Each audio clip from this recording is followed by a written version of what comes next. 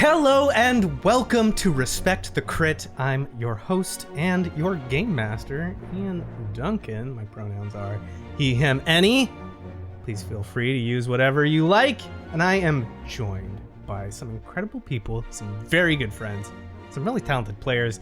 Please welcome Jamie Lee-Bonés. Hello, I am Jamie Bonés, she, her. Oh, thank you. Can't see, but I'm getting a round of applause in the Discord. Oh, goodness, they love me. I play Hello, they, them, the modified medical droid. Also, here for the applause. Please welcome Alex Herrera. Oh, hello! I'm Alex, he, him. I play Beegax Botano, also he, him. He's a Doug Slicer. Thank you for the applause. Keep it going. I didn't say stop.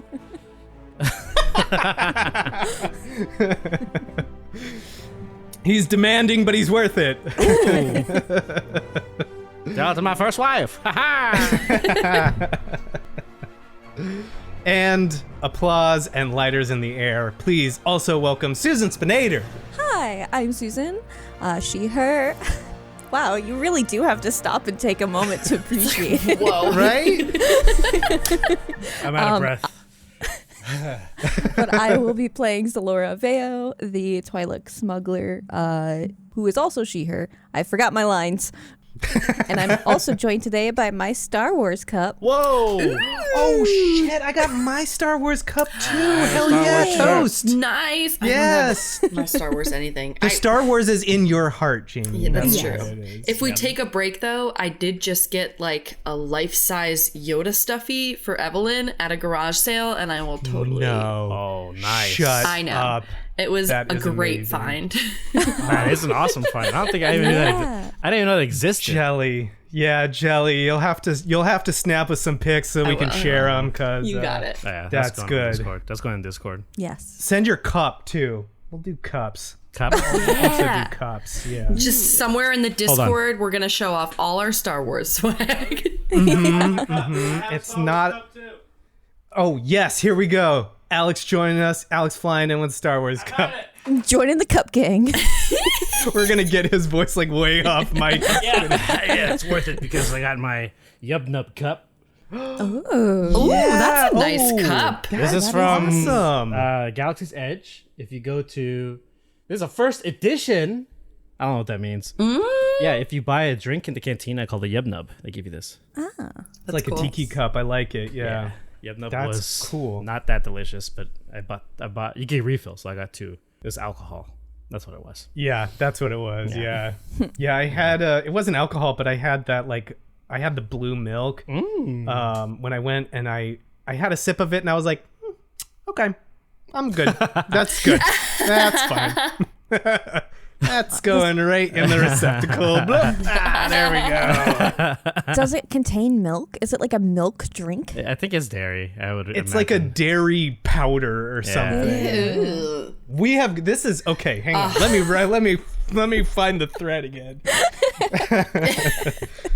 Our cups runneth over, and you are all deserving of applause for the encounter that you built and that we are likely to finish. likely.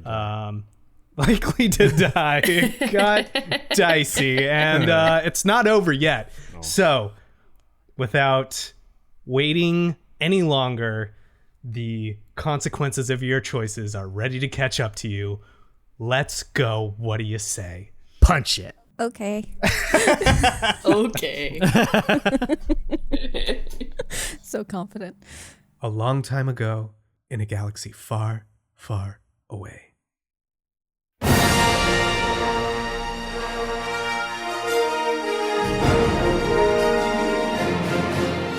Episode 69. Nice. I mean, Skirmish in the Scraplands. Part 4. Taking refuge within the unearthed remains of a junked light freighter, the fearless fringers regroup. Having taken massive losses, their remaining allies, the Worthless, are few in number and low in morale. But the ancient ship they find themselves buried in is none other than the Ebon Hawk, a legendary icon from the time of the Old Republic, whose storied past is known well to Xelora. Now our fringers must make a hard choice. Make their stand against insurmountable odds, or bet it all on an ancient pile of junk and give themselves over to fate. Buried under the refuse of the Scraplands, the Ebon Hawk could be their salvation or their grave.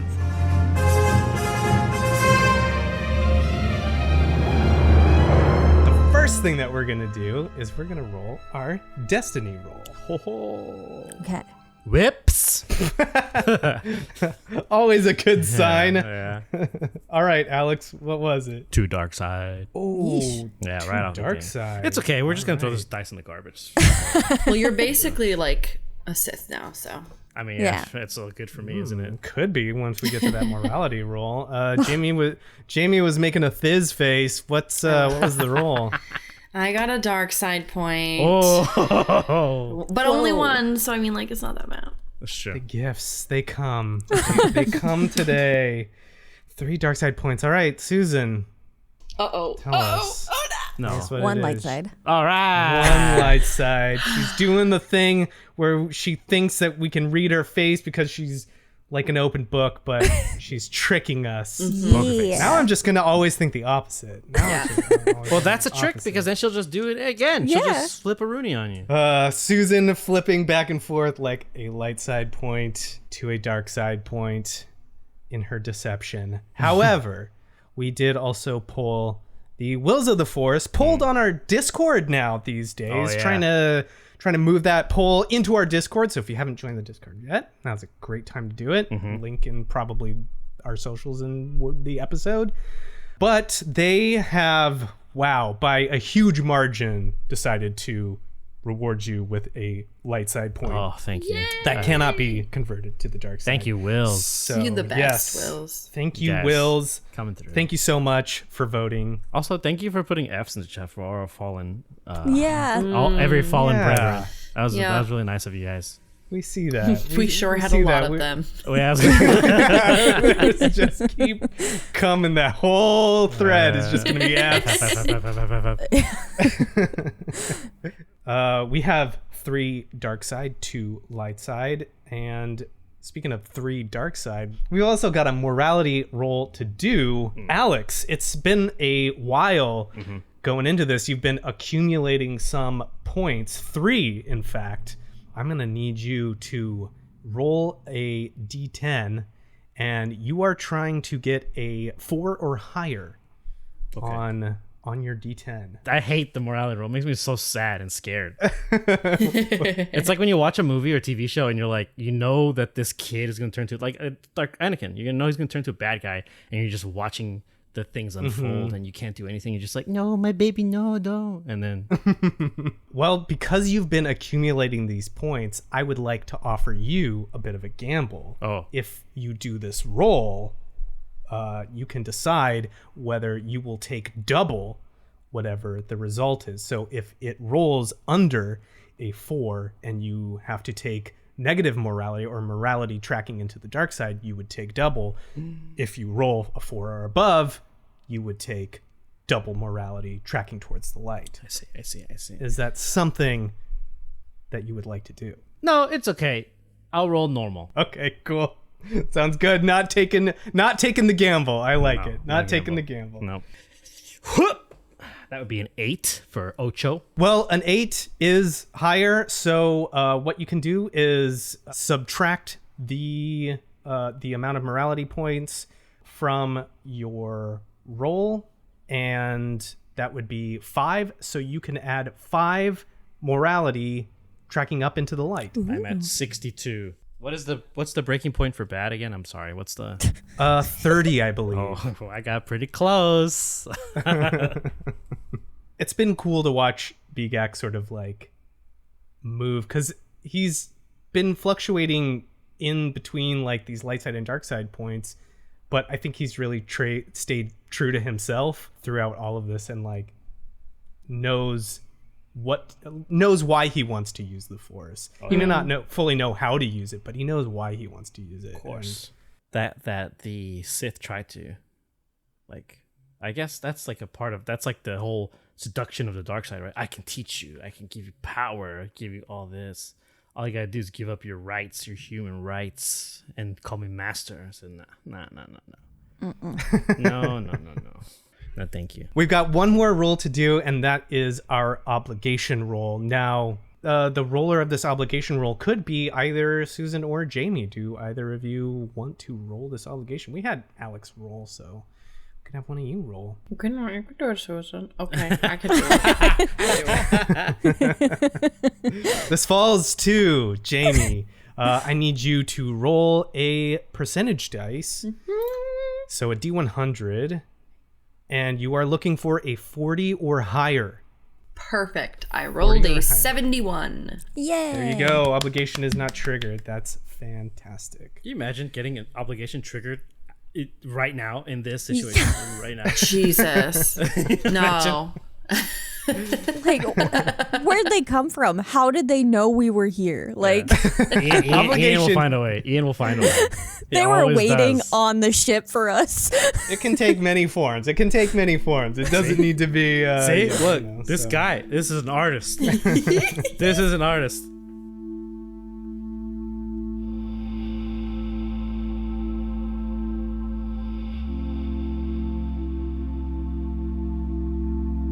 We begin on the planet Terrace, which is a city planet bustling with life and movement. Not as big as Coruscant, but it is often referred to as the Coruscant of the Outer Rim.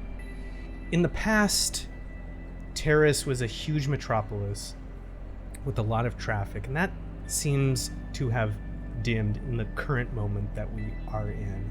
The exact horrors of the Clone Wars has not yet happened to the galaxy.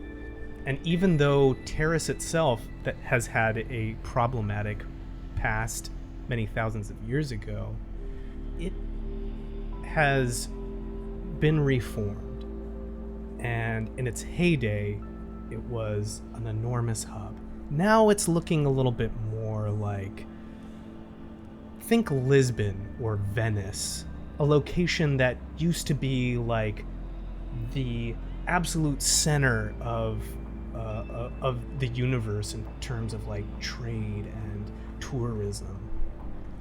And now things have sort of like fallen away as technology has changed and trade routes have changed. But regardless of that, Terrace is still a beautiful and vibrant city world. Its first level is less populated, but populated with a more diverse series of beings than it's had in its sordid past. And we find ourselves in a building, this beautiful building in Terrace, in a training room where a young Twi'lek is huffing and puffing and swinging a practice saber with her sister Hela, another young I almost said tiefling. Another young Twi'lek who looks very similar, maybe a little bit taller, maybe a little bit older looking, but similar coloration. And the key difference is Hela is also smirking. She seems to be not breaking a sweat. Miri is also there, another sister, another young Twi'lek girl who sits shyly and quietly in this practice room watching these two Twi'lek girls spar. An adult Twi'lek is there as well. This Twi'lek is older, slightly hunched from age, and wrinkled, but even standing with age on her shoulders, she has a regality about her, she has a strength about her, and she seems to be overseeing this sparring. Susan. Yes. Would you like to tell us what Xelora is thinking or feeling in this moment, and maybe what differences she has as a younger Twi'lek in her past? She's very unguarded.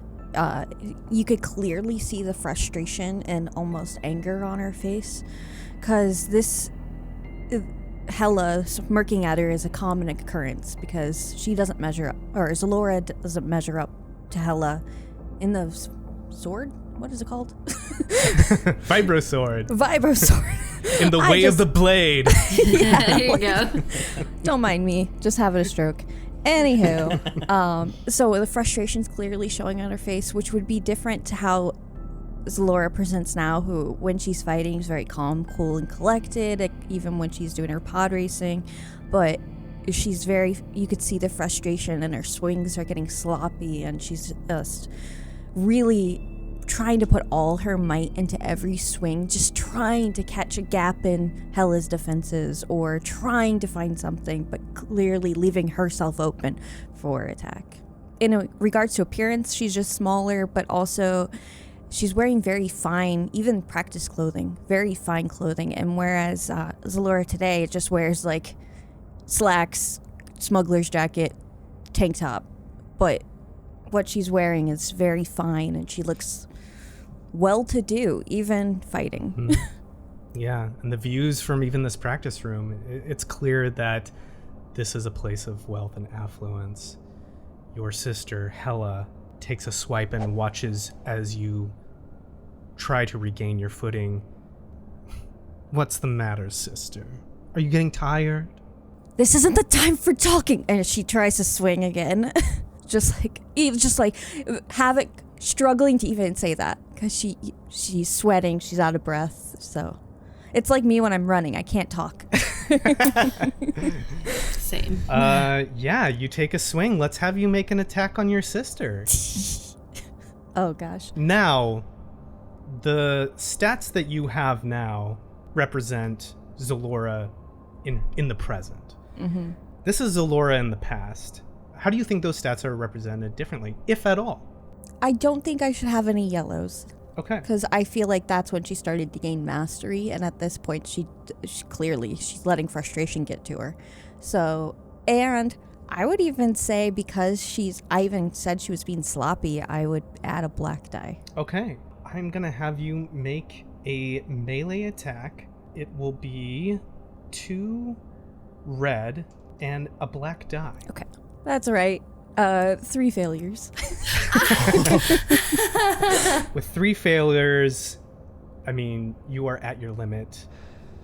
You take a swing, and you know it's a wild swing, and it's immediately blocked by Hela with her own blade. She's been dancing around you this whole time.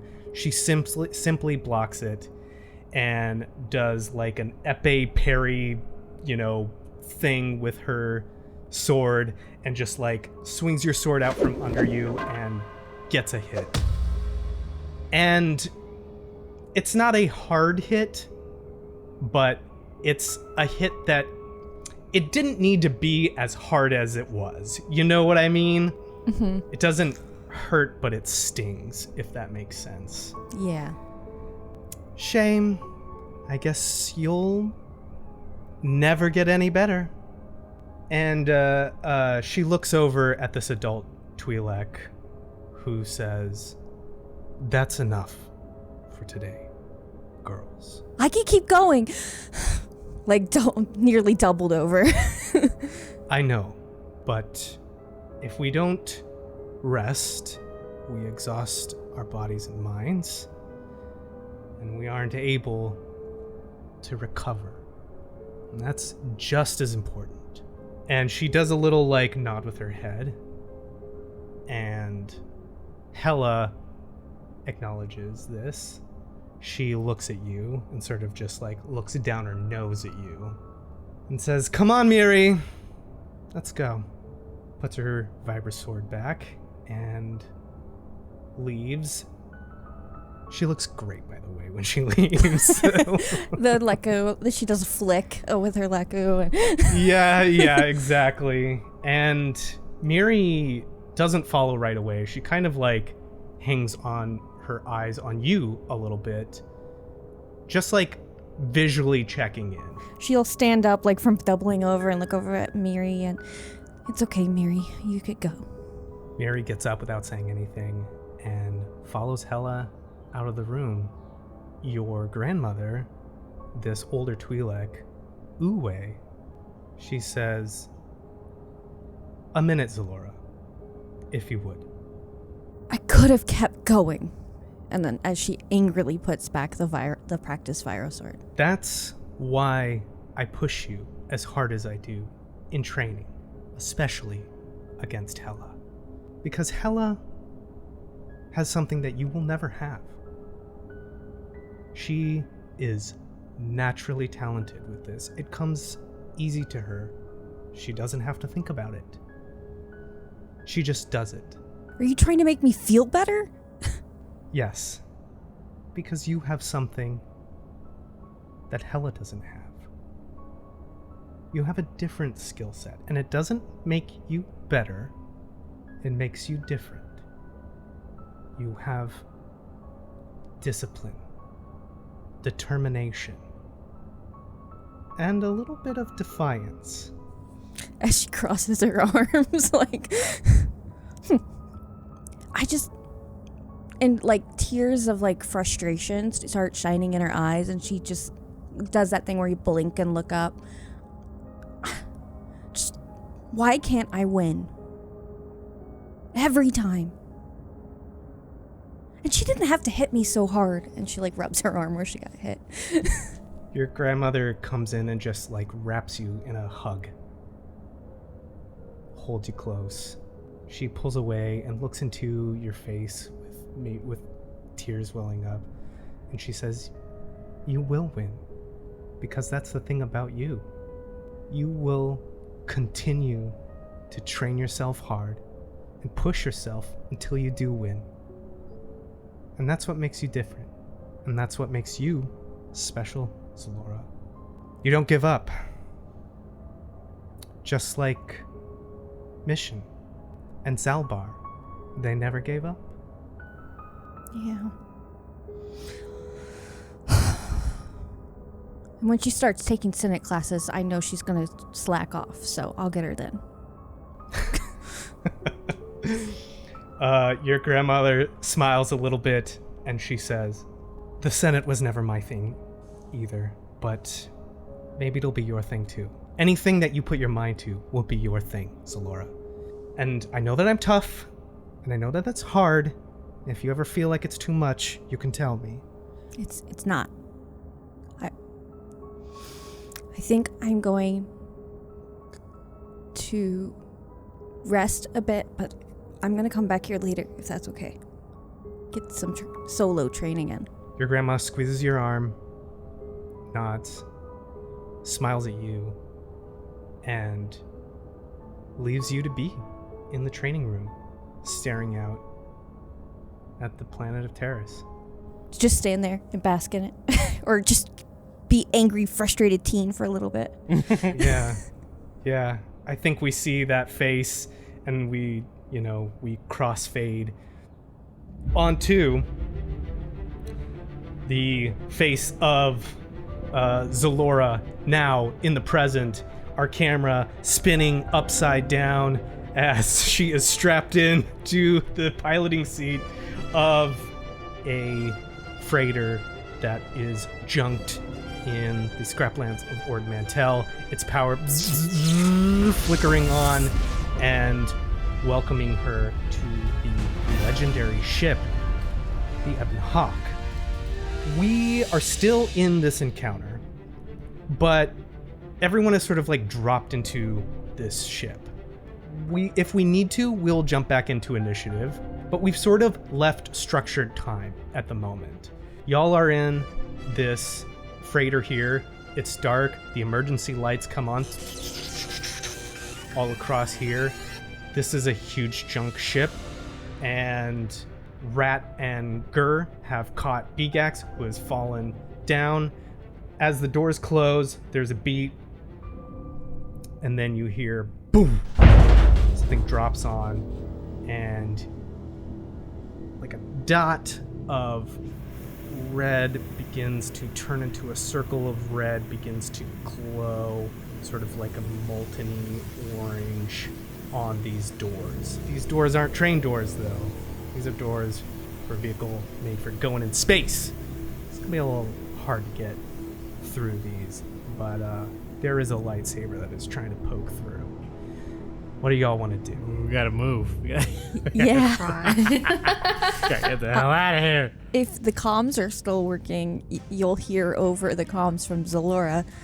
This thing seems to have some juice left in it. Strap in if you can. I think Elo is gonna try to find some sort of seat, maybe seat belt to strap in. I don't know. Like, I'm not quite sure what to grab onto. If I'm with Rat and Gur, I think I would look to look around. Where am I specifically with these two? With the You're in the cargo bay. Oh, good. And it's so what's wild about this is it's a cargo bay like you've been inside cargo bays before, not a big deal. But it's old. It's a really old ship. Oh no. 25,000 years old. Yeah, what is this?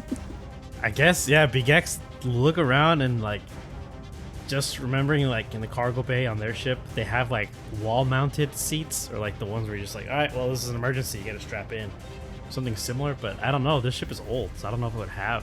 Was this safety measure implemented 25,000 years ago, or was this something? This was a smuggler ship, so. Oh, probably not.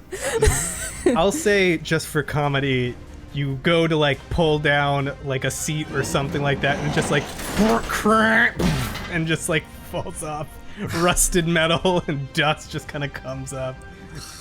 Jeez. Okay, to the front of the ship. Let's go. Yeah, we gotta move. We gotta move. Beegax, Gur, and Rat all run up to join Elo and everyone. And this is all upside down too, by the way. That's the other thing that as soon as you you realize the orientation, you're in a ship upside down. Gur suits up and he's like, have you ever flown a literal piece of junk before? You should have seen my first pod racer as she's flipping switches and stuff. Okay, but have you done it upside down and also buried under mountains of junk? And she's gonna let out a smirk. This would be first, but I got this one. And she people watching, even in a new ship, you still have to get accustomed to things. She knows where everything is in this thing. Everything. There's a hatch that you have to open to get to a specific switch, and the gauges, she flips something over and you're how would you even know that's there? As you're doing this, Xelora, you notice that, well, firstly, and I think we said this before, there's not a lot of power here. There's just enough, but it isn't a lot. There could be weapons systems could be online as well. As she's doing all of this, there should be weapons on the ship. If you would be up top, but now it's on bottom.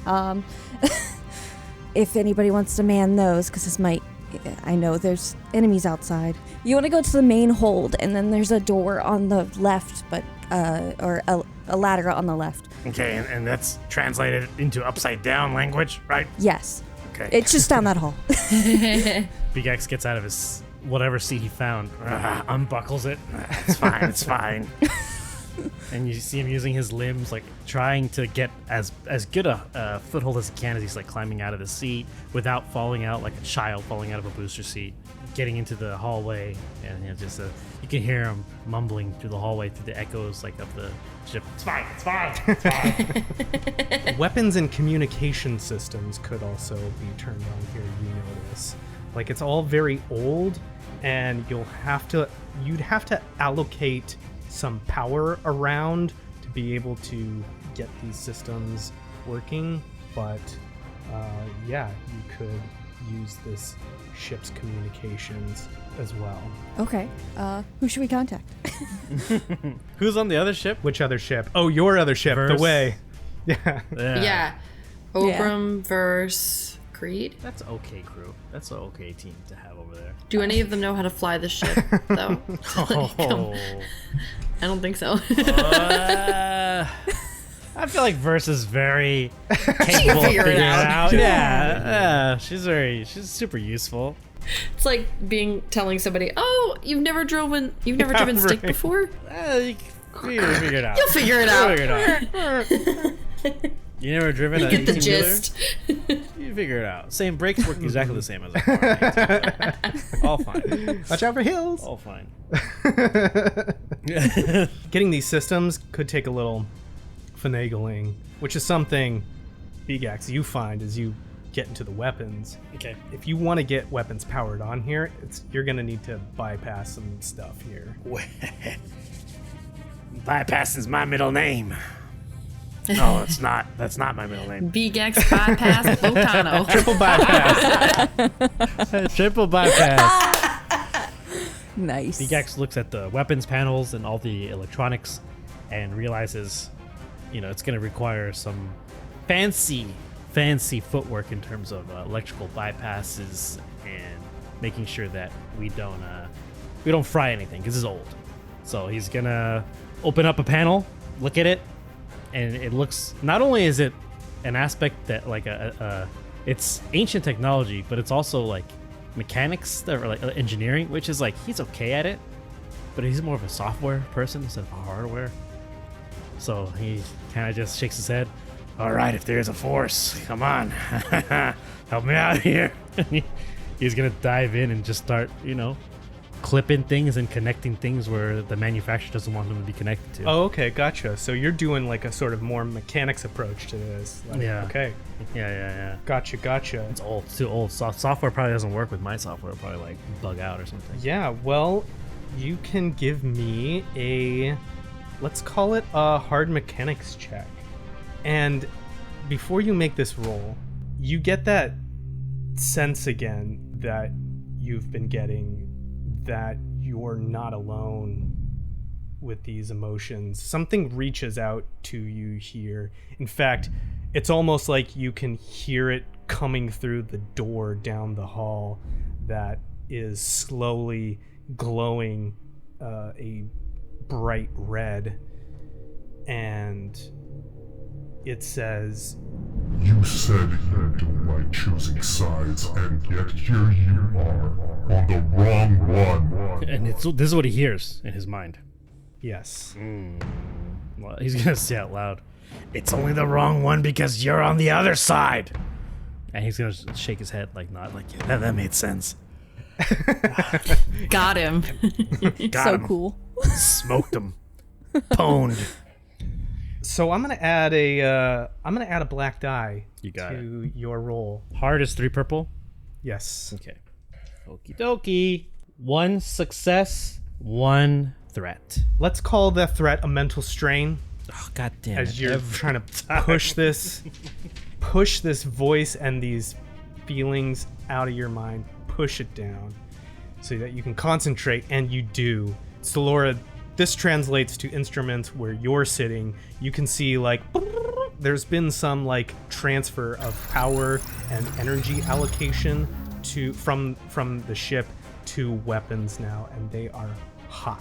Now that might make it a little bit more difficult to fly, but I feel like that one is necessary considering all the enemies outside. Oh, yeah. Right? For sure. Weren't there like For sure. 20 of them? Oh, don't forget about the loss prevention bots that they got flying up there. Yeah. Taking pictures of us. Yeah. Well, not us specifically, of everybody. Right, Yeah, right, we're just, they're going to lump us all into the same group. 50 arrests were made in the scrap gonna be yards.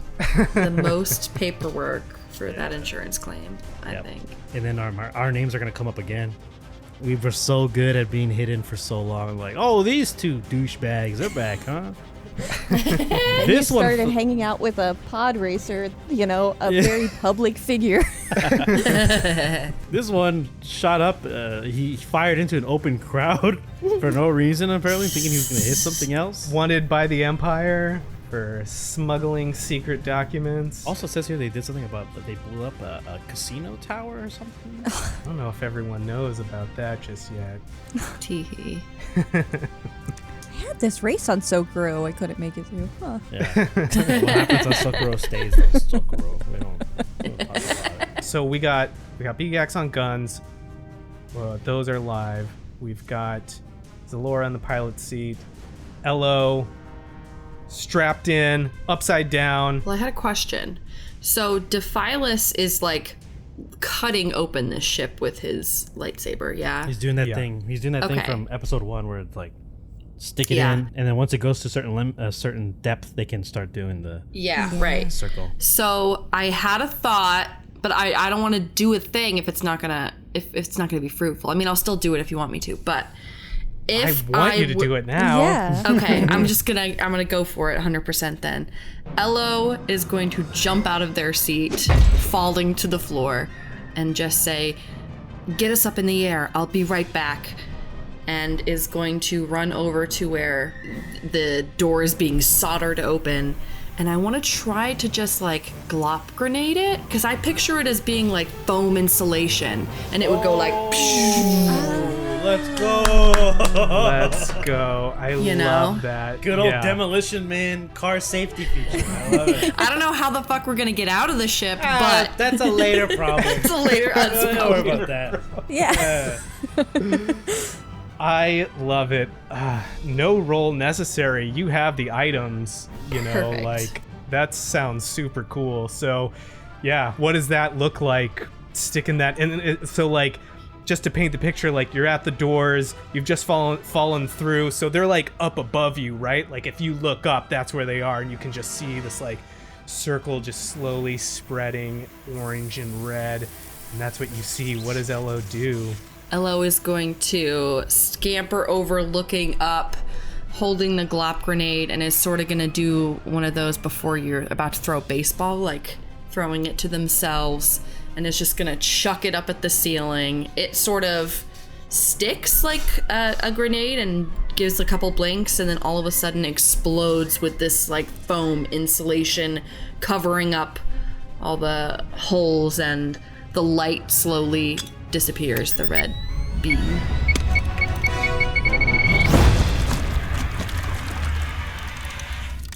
Yeah, this is definitely gonna buy you some more time for You sure. hear Beegax in like the gunner chamber a little bit down. You hear him muttering, "Oh, that doesn't go there, Criff!" And then he hears the noise. What? And he sticks his head out like a prairie dog or like a gopher sticking his head out of a hole. What's going on? And he looks up. Ah, nice. Don't know how we're getting out, but he just gives Ello a thumbs up, like, and goes back down into the gunner seat. Yeah, there's an explosion inside the ship. Everything okay back there? Yeah, you hear over the comms. Everything's fine. Yeah, Ello just bought us a couple more minutes. We're good. Everything's totally fine. No problem. Everything's okay. How's that engine coming? You taking off? How is Fine. that? Everything's fine. How are you? Yeah, exactly. Yeah.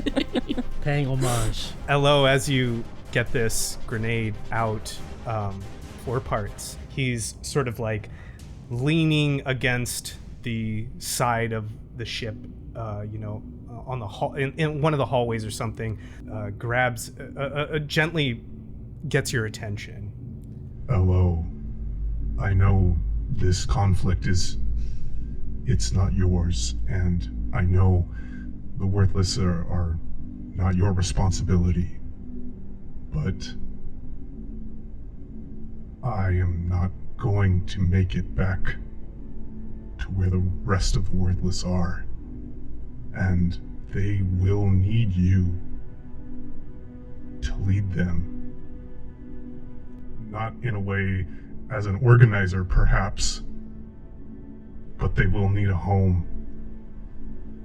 Our numbers are too few, and if the scrappers don't come, soon they will come. We need to make a place that is safe for the worthless now and the worthless of the future. We'll do our best to find a place for the worthless. And hopefully, 4 parts, you'll be there to see it. And I want to administer whatever aid I can, though I am used to working with, organics. Yeah. Not my thing, but being the situation, Ella will give it their best shot. Well, you will have to make a mechanics roll. Okay. And Oh, let's no. see. It is beyond their wound threshold. So that will be a hard difficulty.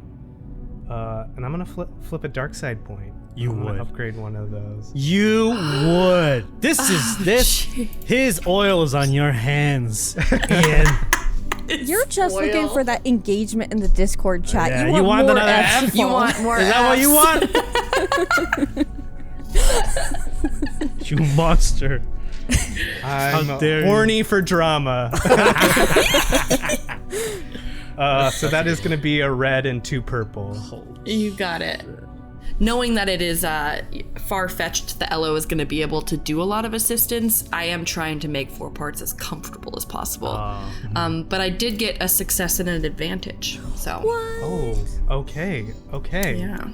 Please describe to me what it looks like healing this droid, stabilizing them. Yeah, I think 4 parts is sparking up a bit. He's maybe got some loose wiring, and Elo is just trying to put things back in place as best as they can guess where it goes, not knowing like, oh, I'm gonna assume that red goes to red, green to green, and it will sort of die down some of the sparks, but his functionality is still probably pretty messed with.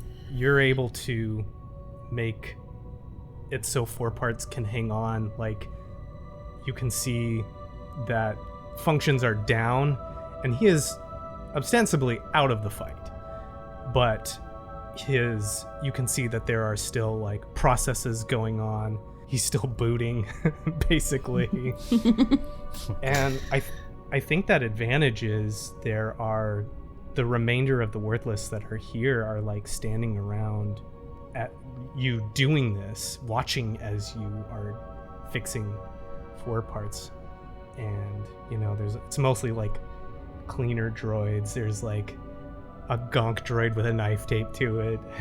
He's my favorite. He's my favorite one. Yeah. He's my favorite one. Yeah, and when you're done, the gonk droid says, Thank you. Hello. Get yourselves strapped in. We need to make sure everyone is safe before we try to get out of this junk pile. let's try and get out of this junk pile. All right. Thrusters are go, weapons are hot. This ship, in quotation marks, is buried under a pile of junk, and there are thermal vents exploding out around it in the ground beneath. It's upside down, it's tilted. Xelora, what are you doing to get this flying? Turn it on. No. That part's done. You did the hard part. It's flashing red and there's like all kinds of problems, but Yeah, so it's like straight down, like the nose is down, right? Because we jumped into the cargo. I think it's belly up. Belly the cargo, yeah, the cargo is bay doors, like one of those that open up, like on the Millennium Falcon, basically. Mm-hmm. So it's like it's open on its belly, basically. Oh, yeah, it does. It does go down. This is going to be a very visual moment for listeners until someone with better words could describe what I'm trying to do. So it's on its belly, right? And then I want it to go forward and like loop back, like push forward and get it like vertical and then flying up, almost doing a U-turn. Okay, so a U-turn out of this pile. Got it. Yeah. That's gonna move a lot of garbage. That's like, Yeah. you're gonna shift whatever's above us is definitely falling down. I do like it though. I feel like that is 2 piloting checks. Okay. One for like the thrust to like get it going, and then one to get it to get vertical, Let's call it a hard piloting check to get this to move, because you are staring at like a wall of junk basically. Okay. And then I'm going to use the light side point that you can't have. Gotcha. Light side to a dark side. That's my I'm gonna tell you guys, that's my favorite thing to do in this game. Yeah. Because you can start off with saying, I'm going to use a light side point, and then Ian lights up and you say, but it's the one that you can't use. Tee. Burns away. I see that spark in your eye, and then I snuff it out. You love to watch the sand slip between my fingers. Okay. All right. Okay. 2 successes, 3 threats. Oh, shit. Oh. Yeah. Yeah. Yeah. Yeah. Yeah. That's not Yeah. great. Yeah. This adds okay. Okay. I know what the threats are, and the success is very important. So, tell me what that is. This first leg of getting this ship moving, getting the Ebon Hawk moving. So after I get all the gauges and everything running where it should be, all the pressure, everything, she turns the last switch, which is the thrusters, puts her hands on the thing, and then you feel the ship start to shake a little bit, like it's booting up. There's like a kick, you know, like an That's old a good jalopy. shaking, right? It's just booting up. It's just booting up. She could do this. It's like an angry purr, but the engine's on.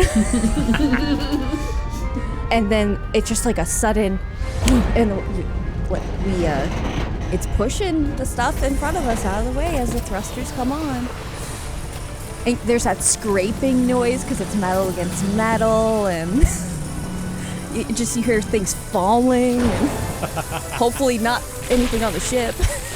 Yeah, you just see like all kinds of dirt and detritus and like small little lizards and life forms like spilling across the windshield of the ship as it like begins to move from under this junk, and now comes the turning it right way up into the sky. Now, because of those 3 threats, I'm gonna add another difficulty to this next check. So normally it would be hard, but I am gonna make it a daunting check. We haven't done many daunting ones, I think. Only been a couple. So what's a daunting? A daunting is 4 purple, but I am also gonna flip a dark side. Here he goes. Oh, Here he goes. And I'm gonna upgrade one of those to a red. So that's gonna be a red and 3 purple. You want to get off the planet? You want to win? Should I use another light side? Fuck it, do it. We gotta get out Okay. of here. It's daunting. You're facing a wall. You're carrying us. Boop. Please Yeah, do like it. if this ship doesn't get us out, then we're gonna have to fight 20 Yeah. Nah. people. No, we're And dead. the Sith. We're not fighting. If we don't get off this map, and we're gonna end up dying for sure. Guaranteed. Like there's no way. Okay. I'm gonna re-roll. Yeah. It was 5 threats. It's like all the guys. Failure, just, 5 threats. They jump on the ship. All of them just jump on the ship as we're moving. Okay. Success. 2 threats. 1 triumph. Let's go. Wow. Okay. Yeah. That is God, you can't write that better. That there's a triumph in this moment. Naturally, I'm gonna need your description of this triumphant moment. 2 threats, I think. Let's call that some strain to the pilot. So take 2 strain. As this is happening, Beegax, you get that feeling again, pushing back against you as you've tried to push it out. And you feel it's not you hear it, but it's like you feel it.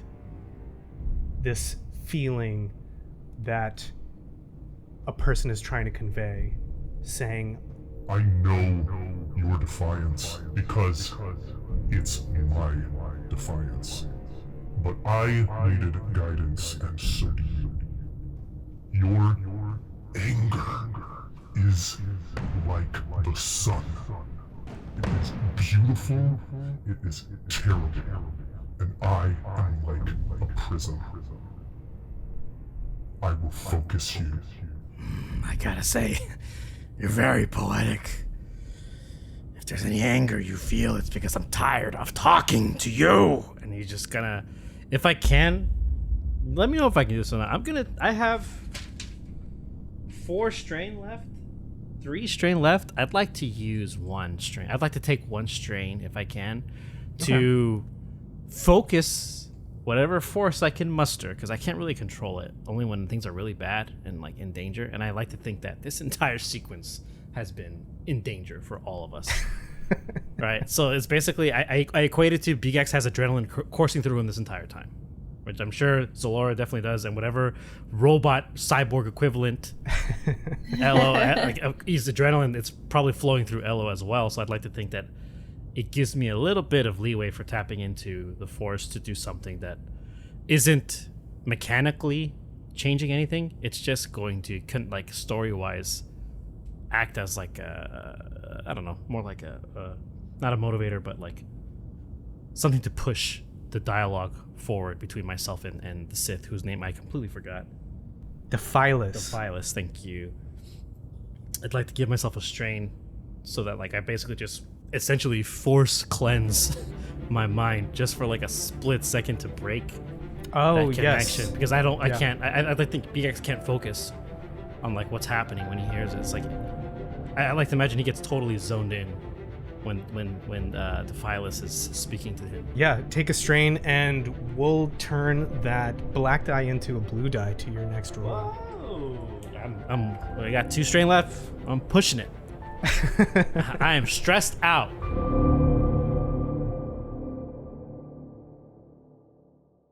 Hello, listeners. Thank you for joining me in the mid-roll.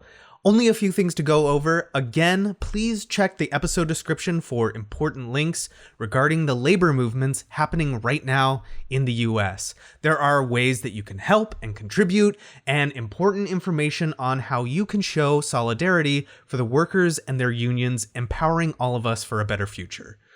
Also, I'm very happy to say that we are adding another member to our little crew. It's a name and a voice that you will definitely recognize. I am so excited to announce that Xavier Trudeau Duchesne will be joining Respect the Crit as a principal player in our Empire's Edge campaign and all other Respect the Crit campaigns moving forward. Xavier is a longtime friend, an incredibly creative GM, and one hell of a player. He ran a Final Fantasy VII one-shot for us, which you can hear in the feed, and was recently featured as Lance in our Fallout campaign that Alex ran. And if you haven't heard those episodes, do yourself a favor, check those out. They're incredible. I'm so glad to have Xavier back on the show. It's just one of those things that feels right, you know? We're so grateful that he's able to give us his time and talent to be a part of this game and this show. And we really could not be luckier. Thank you so much, Xavier. We're still working out on weaving his character into the story, but I assure you it will be soon, and it will be an incredible addition to the Crew of the Way. I think you listeners are going to really like it. You're going to goob out on it with all of your good goobery hearts. That's it. Thank you for your support, for listening, and for downloading. And now, let's get back to the episode. Let's get to this triumph. Susan, what does it look like when the Ebon Hawk, forgotten for thousands of years, buried for a few hundred more in the Scraplands of Ord Mantell, when it emerges, shining in the sun?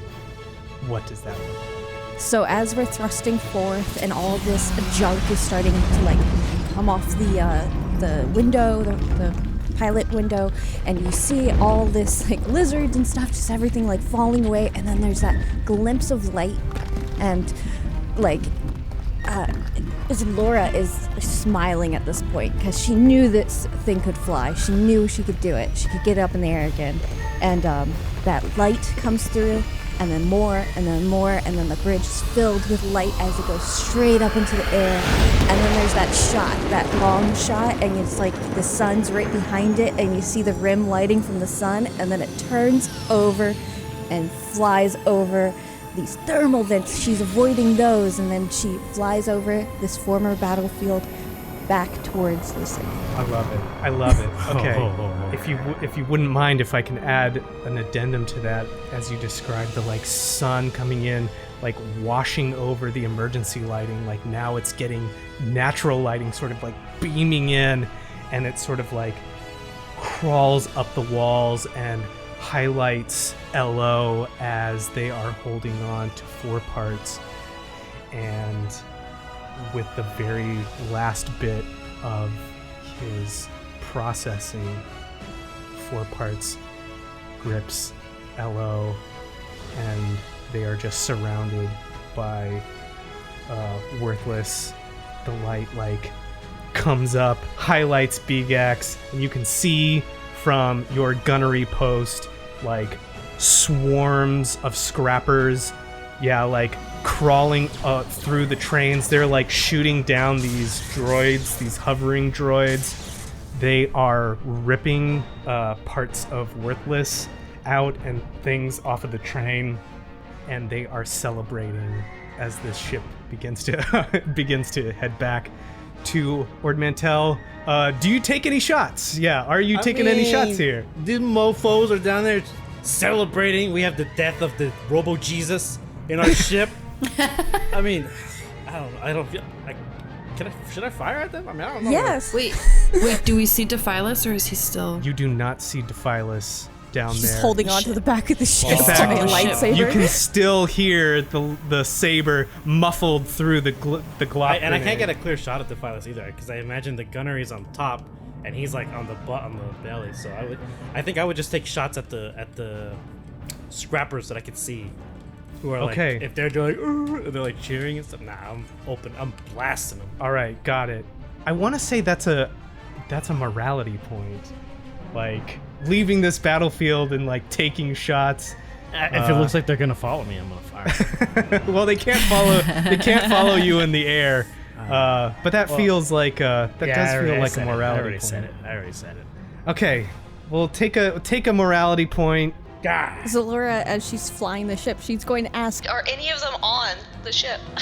I think so. Hello beckons from the hall. Okay, hold on tight, everybody. and she's going to do some like barrel rolls and like flips. Yes. Okay, we'll get to that. Let's do this shot. I need you to make a gunnery check. Oh, I haven't done this in a long time. Let's call it, I think it's an average check but Xelora's pulling some crazy maneuvers here. So like getting a target might be difficult. So an average check, but put a black die. Do I still get the blue from the... Yes. 3 failures, 3 advantage. That's so I mean, you can here's my suggestion you take it for what it's worth. I feel like part of this is cathartic because this is like almost like an anger revenge, giving it back as hard as you got back to the scrappers. So that could be 3 strain that you get back, having a feeling of some catharsis for what it's worth. That makes sense. I'll take that. But you are not able to hit any of the scrappers. However, you do hit the train. Gunfire like blows up around parts of the train and into the junk, sending scrap and detritus, everywhere up into the air. And yeah, you are in the air. This thing is flying. Now, I'll tell you right now, it's probably not gonna make it to space. No. It's hella old. Its systems are failing. Even if you got up there, you wouldn't have the provisions to, travel. And currently there is a breach happening in the hull. Again? Same one. It's Dephilus trying to make his way in. So, Xelora, you mentioned you wanted to do some stunting. Yeah, I want to shake him off. Shake him off. Shake it off. Shake it up. Let's call that a hard piloting check because of the nature of moving with an old machine. And as you start to go into this, you feel like some resistance pushing against you. It couldn't be like air resistance. Oh, it couldn't be like this, the ship straining. You know how a ship feels. And I'm gonna flip a dark side point, and I'm gonna upgrade one of those to a red. So that'll be 2 purple and a red. 4 successes, 2 threats. Okay. Okay. Just always getting threats. Xelora, but that's okay. this is your Jedi training coming in right here. This is you like. This guy was not expecting anyone to be trained when he came over here to wreck our day. I mean, the discipline training, it was essentially the same as Jedi training, right? Yeah. So let's see. I think This guy's dead, I think. you do this maneuver. What maneuver are you doing? What does this look like? What does this crazy move look like?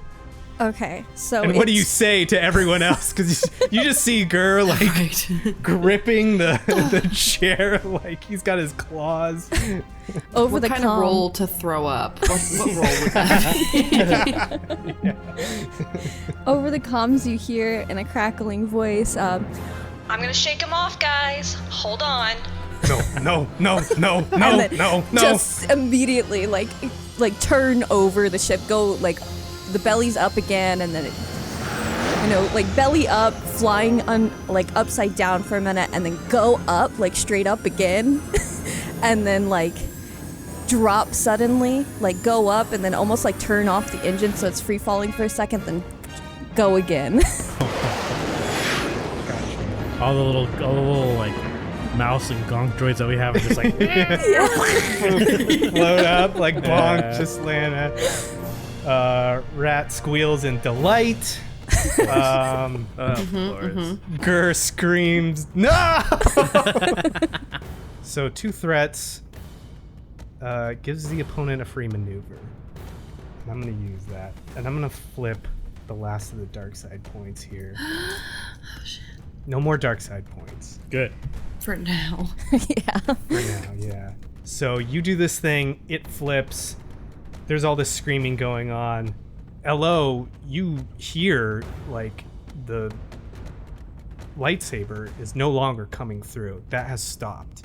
The circle, what you can see, or the red glow, the like molten heating up metal begins to like slowly disappear underneath. Gloop. Beegax, you see something fly by your canopy and just like a shower of sparks as DeFilis uses the momentum of being thrown from the ship to stab this saber into the side of it and slow himself down right near your gunnery turret. Is it the kind of turret that can I see it, or is it too close? Like, can I rotate it to face him, or is it too close? Yeah. To the target? Yeah. It's one of those where you could rotate it to face him. But you can see him there. And you hear now, just like voice, even through the rush of the wind and the alarms that are going off, you hear his voice. Don't make this mistake. There are so few of us left. I don't even think Beegax listens. I think it's just instinct when he sees the sparks and he sees the target is right there, like there's something there. He's just gonna rotate and fire. Probably as the words are coming out of DeFilis' mouth or whatever the apparatus is that he's speaking through. He doesn't even hesitate. He's just like, rotate, blast. Yeah. I love it. Make me a gunnery check, and we will just call this a single purple die. I'm gonna use the light side point. Okay. And then I'm gonna use an action point to follow up game. I've got a few. I've got some bottle caps. I got a whole fuck ton of them. Yeah. From the Game Master set. That is 1 success, 3 advantage. You fire these laser turrets. What does it look like? So he's mid-sentence. There are so few of us, and it's just like, Beegax rotating the turret, although you can't see it, listeners, but I have my turret in front of me, which is a tripod for my camera. I rotate, and as that last us leaves his mouth, Beegax is like, in his mind, he's like, oh, I should have listened to what that seems kind of interesting, but it's too late. The turret, the buttons are clicked, and then the turret just, you can see the laser turrets are firing kind of like pistons going in and out. Pow, pow, pow, pow, pow, pow. I assume, since he's so close, most of them miss, but there's a few of them that are just like direct hits on whatever armor or whatever the apparatus he's wearing on his body. It's just, you see sparks coming off of him. There's energy discharge kind of dissipating, almost in like that Disney watercolor animation style, where it's like reds become purples, they kind of bounce off of black and brown, and then eventually this is him flying off into this wash of colors.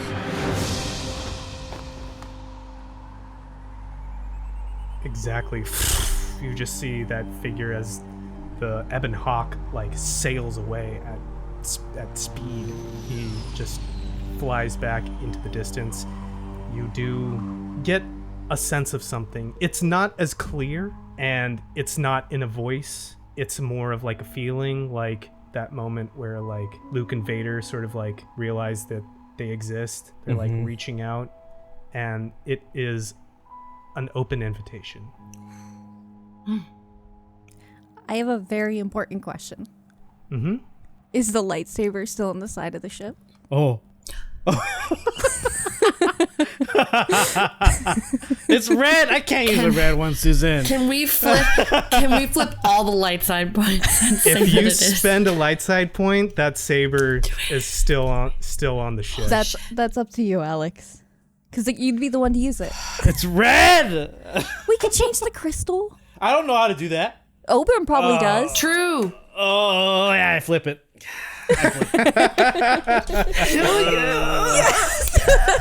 We flip a light so to pumped. a dark, and the red lightsaber is stuck. He had, oh, maybe you know what it is. Maybe he like cracks into the glass of your turret, you know, and it's like burning at your face when you turn around to like shoot this thing. Yeah, and when it goes off, it just clatters into the turret bay. Oh yeah, just Right into Beegax's lap. Yeah, I was gonna say, yeah, it just falls down, and it's like in his lap, and it's this ominous feeling when he sees it, because he knows.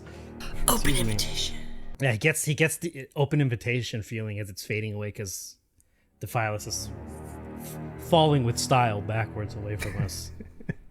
And it's just like he gets the feeling of the open invitation. He sees it in his lap, and he hears Xelora like hollering on the thing, just like cheering, because you know it was a crazy maneuver she did. She's basically, I envision this is what Xelora says to herself when she's pod racing. She's like, hell yeah, just like zooming through, and everyone has to hear it, and it's all of this combined with just his vision focusing on the now turned off lightsaber just sitting there. And we just kind of like zoom in on that a little bit on Beegax's face and on the lightsaber. Wow, that's cool. That's the power of light side points, folks. Like, Wow.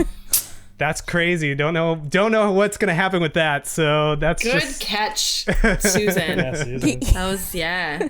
As soon as I heard it was stuck in the side of the ship, I'm like, is he gonna pull it with him? You fly away. We are officially out of this encounter.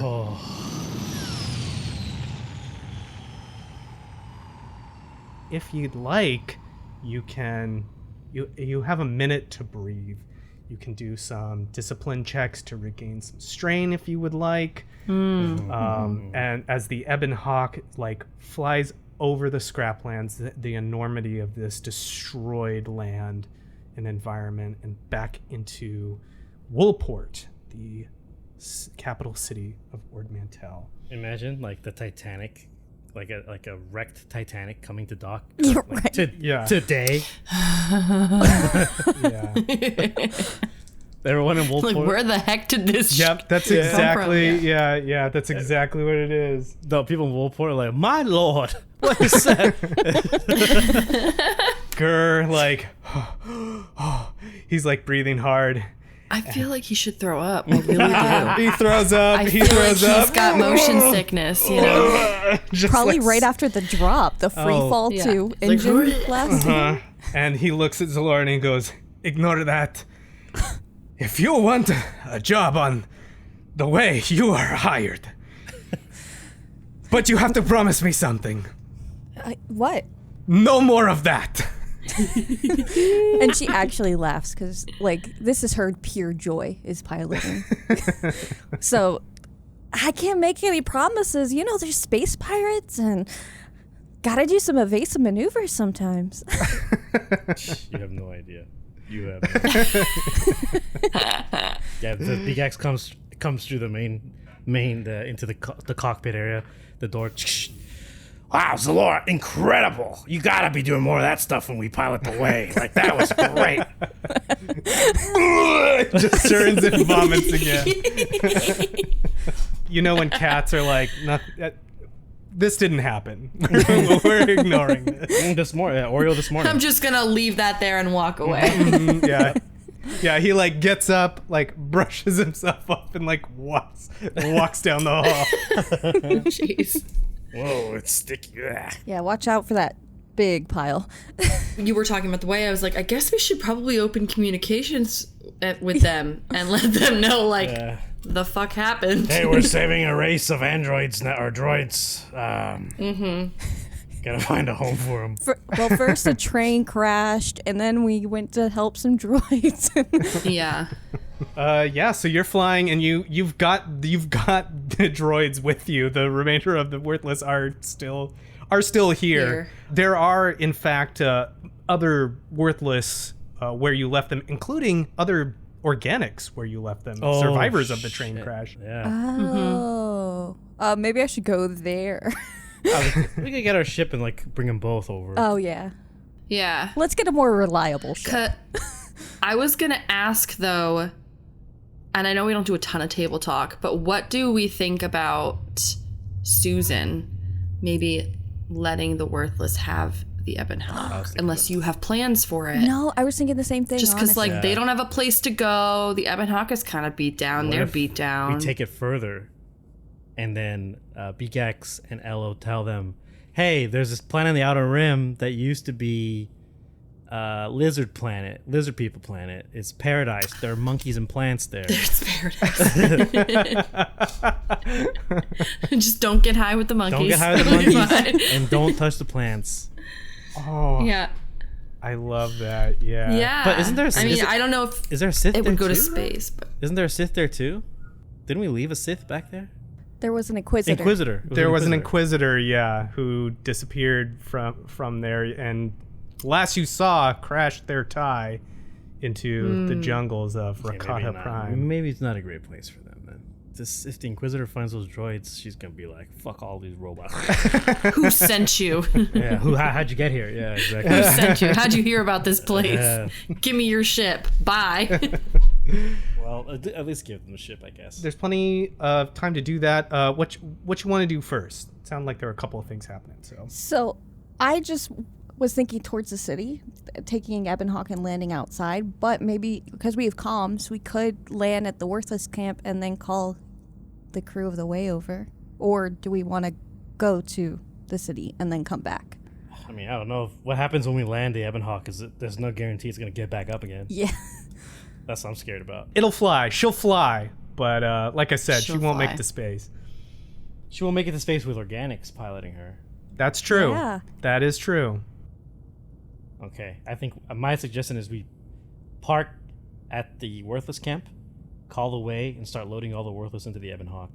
Protect them, Yeah, I think protect that's them a while good that's idea. happening, and then once the way comes, we can say our goodbyes. Okay, so yeah, you fly into the Worthless camp. There's a bunch of droids there, a bunch of organics that are first very cautious, but they see you come out, and Four Parts is sort of like they're helping Four Parts out, bring him in to try and like fix him up, but they're all kind of looking at you, both Worthless and the train survivors, like, what now? What do? What happened? Beegax goes up to Elo. All right, it's your show, Chief. Oh. Well, getting 4 parts off, I think finding a safe location is key, because they could have followed us here. I assume it's not too far because we got to the train on foot. So I think getting to a safe place is key, but once that happens, Ella will probably let the Worthless know that, like, what occurred. We were attacked, we barely made it out, and many were lost. It is not safe here for you anymore. Many of them are less worried about the losses that they've taken and more worried that in leaving they'll have nowhere to accept other Worthless. I think Elo needs to broach the topic with Solara about, like, hey, so your ship. But I don't know how to bring I don't know how to bring that up. We need to find a place. Speaking to the whole group now, we need to find a place where the Worthless can live peacefully. Somewhere where they can have a refuge for others like them. Yeah, I mean, this place is out of the question, and looking back at where we've been, Socorro's a big no-no, right? And he kind of looks at Elo when he says that, and then realizes that Zalora's there, and he goes, "Wow, It's too hot for them. It's not Too not hot. ideal for them." And the shutdown of, ships entering the system. Oh, yeah, there's that whole deal. Oh, there's that. Yeah. There's that too. Bathui. Like, I don't know why they're being weird about this. Yeah, and they've been cagey every time. Like, it's been brought up a Every few time times we now. mention it. It's like, don't know what that is. Socorro's So just, anyway, yeah, not a place. It's not fun. It's not a great place to be. It's a tourist trap. Darn. There was that jungle place, Rakata Prime. I mean, sure, there might be an Inquisitor kind of left on that hunk of foliage and rock, but if they don't find the Worthless or there, they should be fine. Plenty of resources, I'm sure. It's untouched. It did seem quite uninhabited other than the local species, but I do worry, how would they get there? There's too many of them for us to all take them on the way. Well, good thing we flew a ship into their camp. Yeah. Do you think she would make it in? As long as there's no organics on board and need power and probably a few repairs. At the very least. Look at these guys. They're built to make repairs. Look at this, the best core of workmen I've ever seen. And it's just see a few cleaning droids like already just like cleaning.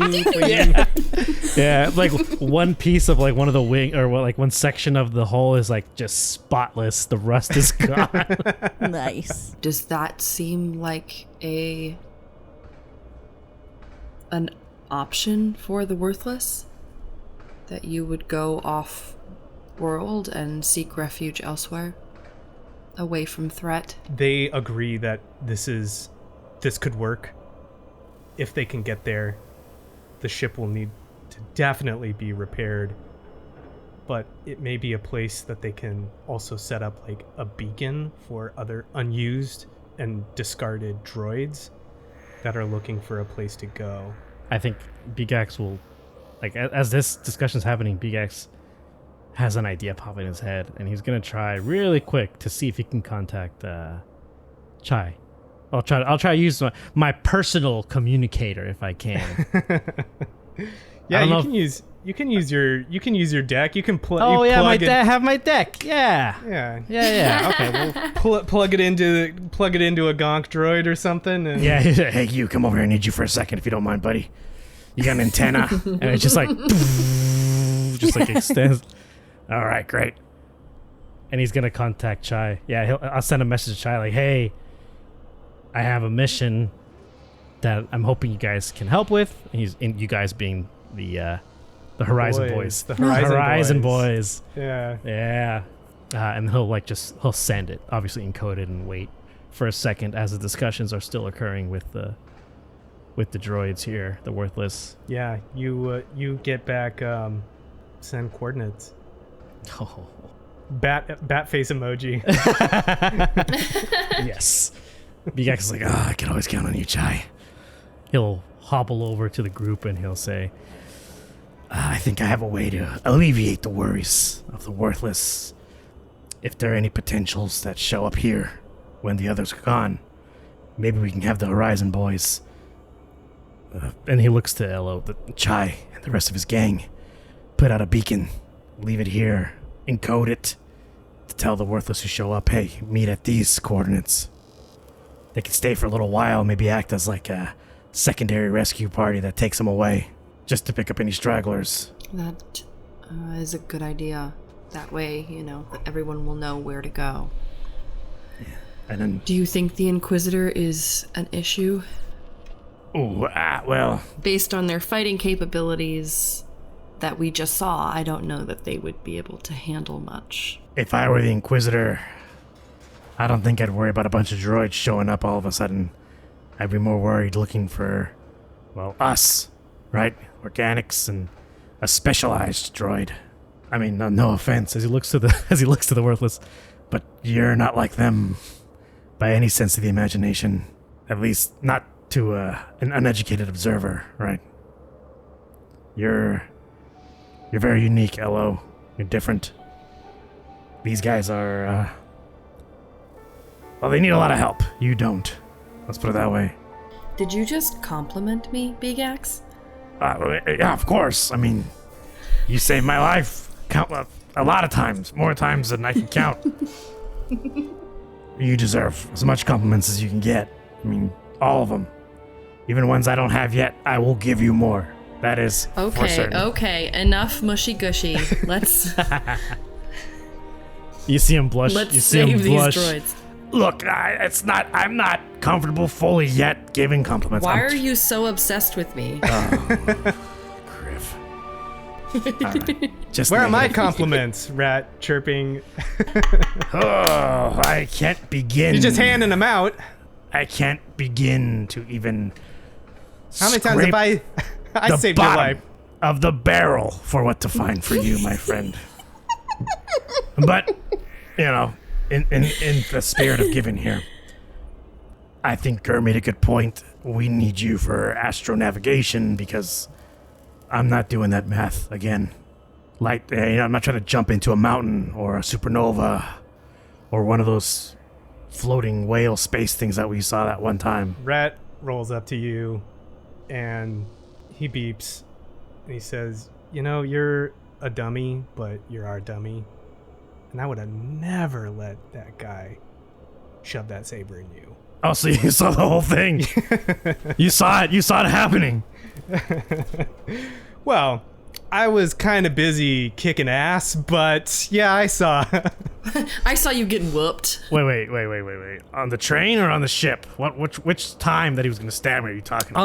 on the train. Oh, okay. So you didn't see what happened on the ship then. What happened on the ship? Boop, boop, boop. What happened? The same thing. He almost stabbed me again, but through glass this time. But I had to blast it. Beegax, what's that? Oh. What you holding there, buddy? Yeah, he'll just have it out because he's like, he doesn't have anywhere to hide it. He's just gonna have it there on the belt, and he's gonna grip it for a second and say, Well, finders keepers, right?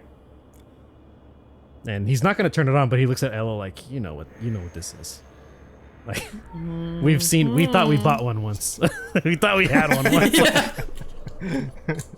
Got ripped off. Yeah, we got totally ripped off. Obram's gonna be so excited though. We can't. I wouldn't show. I'm so. I don't think we should show him right away. I think we should kind of build up to it. Like get a glass container, partition, put him on the other side of it, let him see it from a distance first. But yeah, I get the Horizon boys. They sound like they're more. Well, from what Chai said, they sound like they're up for a mission, so they can do a standard beacon drop and redirect if needed. So, you okay with He looks at the ship and the worthless. these guys hauling out of here in something that I'm assuming belongs to you? The Ebon Hawk always goes to those who need it most, so. Oh, you even At know least that's what the history books said. you know its name and everything too, huh? You really know your work. You really know your ships. Yeah, this ship used to belong to my ancestors. I mean, you seem Weird, so, right? Yeah, you seem so naturally at home in that seat. I just assumed you were just really familiar with all kinds of ships. I appreciate the confidence, but I mean, I never say the Force be with you or anything, but this is a hell of a coincidence. I've studied this ship. I've had classes on this ship. I almost have a degree on this ship. Well, you know, I'm pretty sure whoever's going to be flying it for these guys needs to get some basic training. Maybe we do that before we take off. Oh, and we should check the smuggler's compartment. Maybe there's something in there. Wow. Wow, well, you really do know everything about this ship. 2 things I like. Fighting with a vibroblade and piloting. Good, because we need those 2 things. And he's gonna We point. do. Points to Ella. Badly. Yeah, man, if we had met you earlier, I think we would have avoided a lot of situations we were in. A lot of different. Yeah. It's almost like I'm perfectly filling a gap in this group. Yeah. I mean, yeah, say what you will about the Force, but hey, this can't be coincidence. So, do you check the smuggler's compartment? Yeah. I think you'd have to show us where they are, because Ella and I would just be standing there like, yeah. So what we're it's in the looking for. cargo hold. There's this wall, and then there's this like hidden hatch near the bottom. I played this game a lot, guys.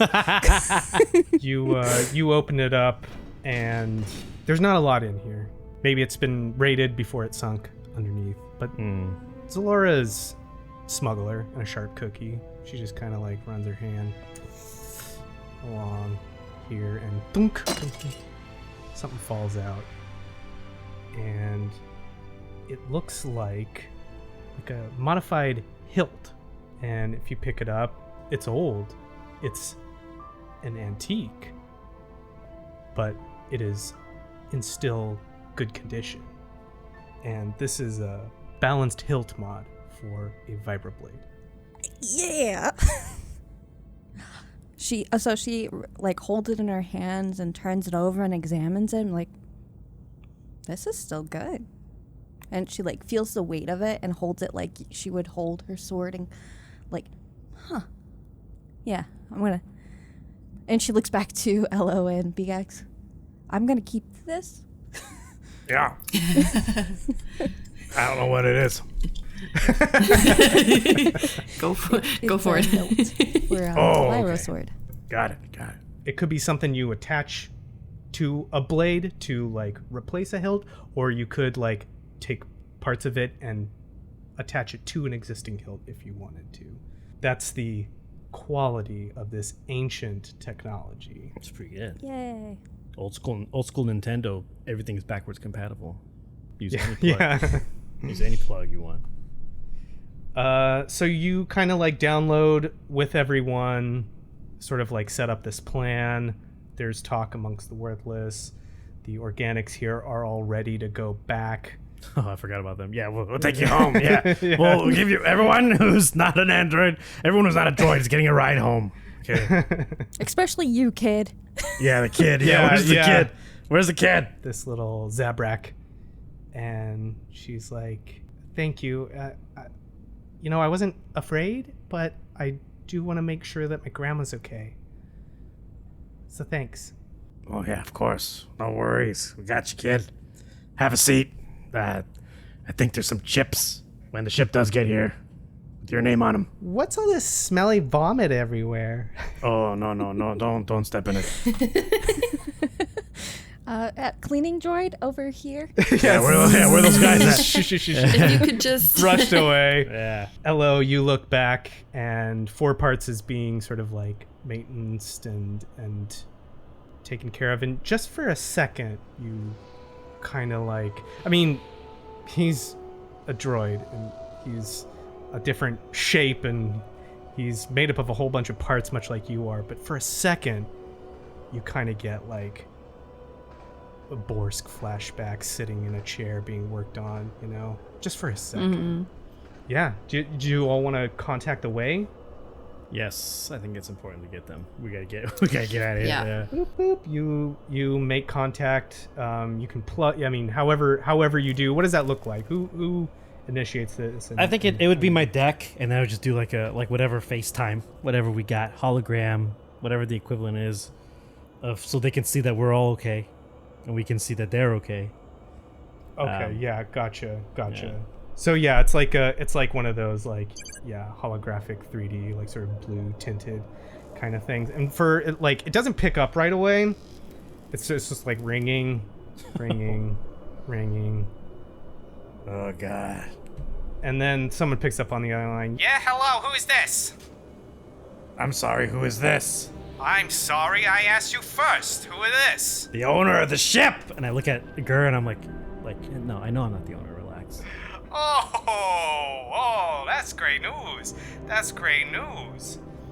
We've been waiting to hear from you. Okay, who's... And like a Nikto comes on screen with like a tattoo on his neck, Black Sun. Yeah, look, the people you were probably trying to reach are a little tied up right now, but you can talk to me. What's your name, sir? Sarah.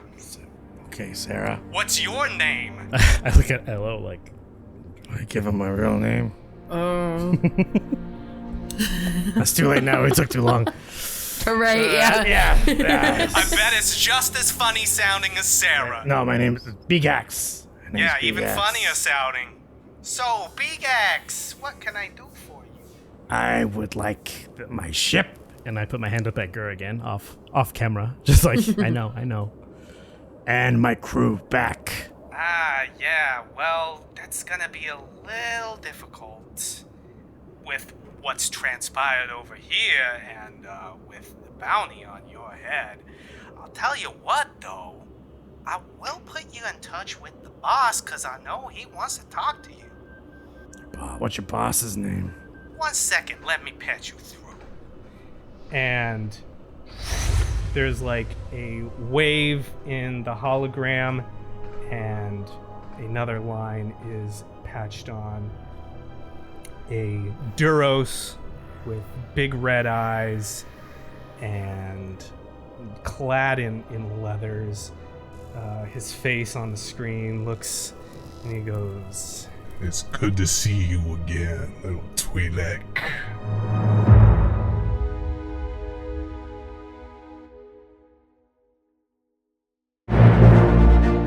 Thank you for listening to this week's episode of Respect the Crits, Empire's Edge. If you like what you heard, please consider supporting us by leaving us a 5-star rating and review on Apple Podcasts, or whatever platform you use to listen. It's easy, free, helps others learn about the show, and we love reading your feedback. For more information about the show, visit @RespectTheCrit on Twitter, Instagram, Facebook, and TikTok, or come chat with us in our official Discord. Beegax is played by Alex Herrera, who you can find on Twitter @AE Herrera or on his Twitch channel, WadeWolf10. LO is played by Jamie Lee-Bonés, who you can find on Instagram and TikTok @JamieMFBones. Xelora is played by Susan Spenader, who you can find on Instagram @SuzLalouz. I'm Ian Duncan, your host and GM, and you can find me on Twitter and Instagram @idunks. The music in this episode is provided with license or permission by a variety of talented artists, whose info and credits can be found in the episode notes. Please support them by visiting their platforms to hear more of their work. The Star Wars role-playing system is published by Fantasy Flight Games. And remember, whatever the system, whether it's a miss or a hit, you always gotta respect the crit. Thank you very much, and may the Force be with you. I'm scared to put drinks in this cup because I don't. Last time I used it was a while ago. Well, did you wash it? Yeah, last time I did, but I'm scared that like, Then there might be dust. There might be my apartment gets very dust. dusty. Yeah, Yeah. Even though it's been in a cabinet, I don't know. They've been doing construction. Yeah, okay, gotcha.